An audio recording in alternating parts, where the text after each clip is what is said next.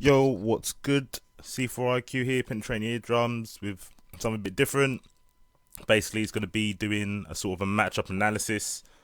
I know it's for cross Tekken, so you don't really see a kind of breakdown for one-on-ones, but yeah, basically, I think the biggest flaw for me in cross Tekken at the moment is matchup knowledge, just because I jumped in pretty late, and I thought, well, as I'm learning up matchups, I might as well help myself and anyone else who has issues with Bryan approaching certain characters.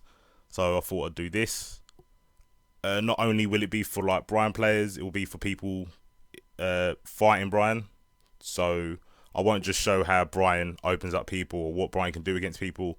I'll be showing what Bryan can't do because he can get punished for it or such and such. So hopefully, not just Bryan players can benefit from watching this. So we'll get into the first one. So Bryan against Bison. I started with Bison just because I kind of know the character. Not inside out. I think I know enough. And before I started doing this, I definitely thought Bison won, probably 6-4 in his favour. Not much, but mainly just because he can forward roundhouse, and the most you can get is a mark breaker. But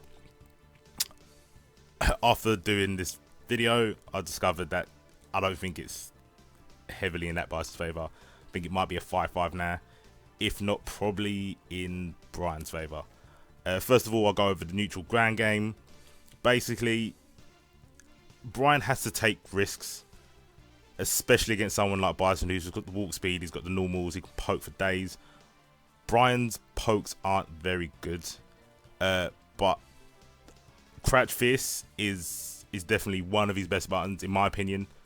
Using it in a neutral to counter hit or with punish or just to get a trade is definitely his go-to in most situations. Trying to play Bryan safe doesn't really get you far, and that's what Bison is. He's near enough a safe character. You can do stuff like that and it get punished. So yeah, Crouch Fist is the counter hit. If you think the opponent's going to walk towards you, sorry, Crouch forward is pretty good. It's cancelable. Its hitbox isn't that good on it, to be fair, but it does snuff out some stuff, and the low profile does help. So yeah, you've got to be patient with Bryan. You still got to take risks, but you've got to be patient. You got to know when to throw out the buttons. He gets a big reward for counter hit Crouch Fist, as you'll see later. And Bison can't. Well, he can. He can forward roundhouse on Bryan. It's weird because at close range, if you forward roundhouses, you can't punish it, or it's really hard to punish. All you can do is a super. But at max range, when you forward roundhouses and you block it, you can get either Mark Breaker, EX Mark Breaker, get the wall bounce. If you get the timing spot on, you can get forward into his Tekken string, which can lead to like serious damage.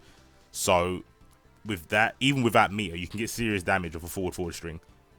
In that respect, that's why I kind of changed my opinion on the matchup, because Bison doesn't have as much control as I thought he did in the beginning. Definitely feel Bison can't bully Bryan as much as he bullies other characters. So it leads to a semi-fair fight, but obviously we've got to go over the main thing, which is scissor pressure.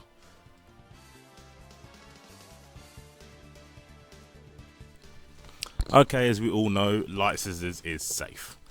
So you get to this point where you've got to make a guess, hard read, choice, prediction, whatever you want to call it, on what the Bison's going to do after the scissors. The light one, obviously. Sometimes the Bison might throw out another one thinking he can get a combo, doing a medium and heavy, but majority of the time it's the light one you've got to look for. So if you do block the light scissors, me personally, from my experiences, the worst things to do, but that might just pop into your head, is a reversal mark or reversal fisherman. Reversal mark isn't that quick. It seems quick, but it's not that quick. The active frames when it hits aren't super quick, so doing it point blank isn't normally a good thing. You do get snuffed out of it a lot. If the Bison does any short, stand short, crouch short, or a jab, he'll pretty much beat you to the mark before your mark breaker connects. Sort of the same with Fisherman. Fisherman's got a better success rate, but it's still really risky, because if it doesn't work, you're toast. Fisherman is really easy to punish, and especially with someone with Bison with limbs, you're going to eat a full combo. no problem. So if you got meter, EX hooks okay. The only reason it's bad is because if the Bison goes for a boost chain straight after the scissor kicks, you'll get hit by 2 moves, so the armor won't help. Basically, because the hook takes a while for the hook to actually come out. Even though he's got armor before it, Bison can get a short and then a roundhouse as a boost chain before the hook connects, so you'll just get boost chained anyway. Obviously, the Bison's not going straight into a boost chain. He tries to do, I don't know, short links. You'll probably beat him out of that or anything like that. Hook was really good, and hook, EX hook, sorry, is safe on block. Get a really nice frame trap afterwards, so it's definitely an option. Another one is EX mark. It's not any better, to be fair. I mean, yep, you get the armor, the hit comes out quicker than hook, but it's really unsafe on block. Like, it's horrendously unsafe, and someone like Bison with good normals will punish that easy any day. Your best meterless option is probably stand jab. Pretty cheesy, but stand jab only really clean out loses to crouch shorts or crouch jabs. Especially with Bison, you'll probably get a trade at worst. If you try to jump, you'll knock him out of the air. If you go straight for the Bryan string, which is the jab strong jab, the jab will hit. The second hit, which is a strong, will whiff, but then the third hit, which is the jab, will pretty much kind of semi-quarter meaty, where they'll have to block it or they get hit when they land. So if they're pressing anything that's not a reversal or invincible, they have to respect it. Your other options are crouch fist. Again, getting a counter hit on that is really good.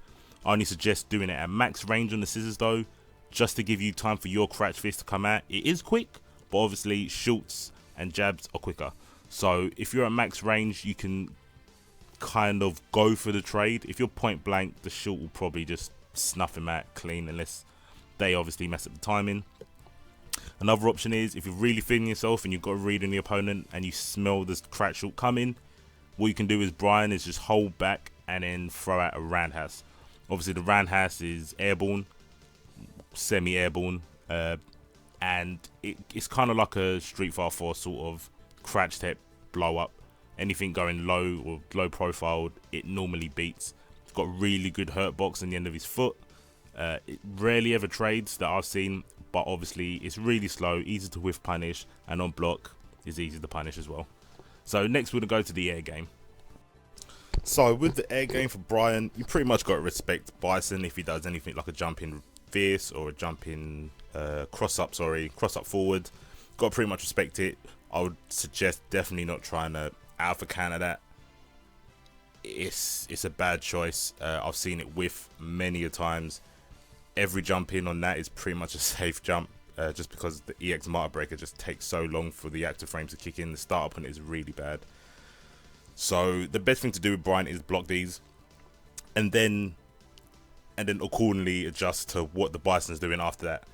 But if the Bison tries to do a devil reverse or a head stomp, it's your advantage. You're in control at this point. As you can see by the footage, I mean, any option that if he does a head stomp or a devil reverse, it's in your favor. You can go for the anti-air on the head stomp, and if he does fake you out with a devil reverse, even if he comes in close or tries to go back at full screen, you can punish it. Even when you whiff the crouch fist to try and anti-air the head stomp. The head stomp EX does trade every now and again if you don't get the timing spot on. Normal head stomp, it rarely trades, from my experience obviously, but it's always worth going for the anti-air anyways. And another thing that happens, if you whiff or throw out the crouch fist too early from the head stomp trying to punish, you sometimes get in a situation where the crouch fist will make the head stomp whiff, and normally that puts you at an advantage, so you can throw out a stand strong and get a punish as well. That's pretty cool. So yeah, it's basically always in Bryan's favour. As soon as he does anything other than a jumping fierce or a forward, you can go for the anti-air on those. I wouldn't recommend it just because the hitbox on it is pretty good for Bison. Vice versa, obviously, Bryan can pretty much jump on the Bison. Unless the Bison makes a hard read and stops you crossing up with jump forward with Bryan, he can obviously jump back and do his strong, get a nice combo for that. So yeah, Bison really can only air to air Bryan. The ranges that you want to be jumping at on Bison, with Bryan, aren't at the roundhouse anti-air position, so that shouldn't really be a problem. But anyway, next we're going to kind of look at it from the other perspective and look at Bryan Strings and what Bison can do to stop Bryan pressure.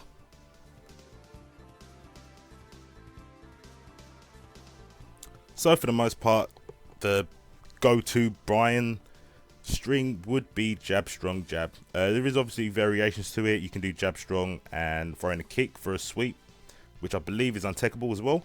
But for the most part, people just do the jab strong jab because it's safe and because you can CADC it or use it as a hit confirm to go into combos. But there is a gap. There's a gap after the strong. For someone like Bison though, the most you can really do is super like that, or you can EX Psycho. Anything else pretty much gets snuffed out. You can't really backdash it. Obviously here I'm doing a Pandora reversal punish, which you can do on a lot of as an interruption. Obviously gives you the frames of invincibility. With this particular one, you have to be at a certain range to do it.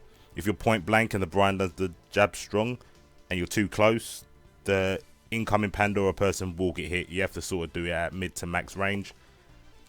You can also do it off a mark breaker. It's ridiculously easy. There's not much timing involved. Just do it and it works normally. I tried it a couple of times and it's pretty guaranteed. But back to the jab strong jab string. If you're ready for it, which you should be after the 2 hit confirms, you should see it come in. Bryans will go for it all the time. It's an easy punish with most characters. Obviously Bison again needs me to do something about it. Other than that, he sort of has to respect it. But other characters, when we come across them, I'll show you how to stop that sort of pressure from Bryan. Only way you can really mix up is going for the alternative and doing the jab strong and then a kick to go for the sweep.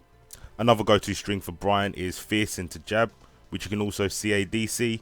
But with all the backdash CADCs that Bryan does from his strings, Bison can punish. Very strict, but you can do it with a medium scissors, but normally just do a light scissors and you get it anyway. Now onto the Gatling combination Tekken string. Basically there's 2 variations of this. The first 3 hits are always the same. The ender is different. You can either go for a uppercut hook looking move, which is an overhead, which causes puts you in a juggle state really high up in the air. Pretty easy to confirm off, or you can end with a kick, which will end up in a sweep, which puts you in a really weird state. It's like a grand bounce sort of state. If you've seen any of my Bryan combo videos with Jury or anything like that, there's resets you can do off of this where the next character comes in, catches them on a grand bounce and puts them in a restand position. Or some characters you can just do a straight combo off of it. It's a really weird position. I don't know what to call it, so I'm just going to call it a grand bounce. If you believe the end is going to be the hook, which is the overhead, you can block that, or you can interrupt it with a stand short. If it's a sweep, you can't interrupt it, you have to block it, but both are massively punishable afterwards. I'm pretty sure both of them have got a fierce. Stand fierce with Bison, and obviously heavy scissors and big damage. So again, Bryan does have to take risks. This is one of them to get the damage. It's pretty necessary if he wants to get the life lead on Bison and make him do the unsafe stuff like the forward roundhouse or head stomp stuff to get in, and that's when Bryan takes control of the match. If Bison plays it patiently, there isn't much Bryan can do as in safe pressure. He has to take risks. At the beginning of the match, I'd probably say it's in Bryan's favour just because Bison can't get away from him. Later on in the match, if Bison has meter, I do feel it's probably a 5-5. So it definitely also depends on the team they're in. That will make a big difference. But yeah, I'd say Bison's probably the better character, but Bryan does slightly beat him overall. So yeah, guys, I hope you liked the match analysis. Let me know. I'll try and do another one. Bryan against another character. Let me know if you've got any suggestions and I'll look into it. I hope you guys found it interesting, got some information from it. Let me know. Please like, subscribe, leave some comments, and I'll be out. See you later, guys.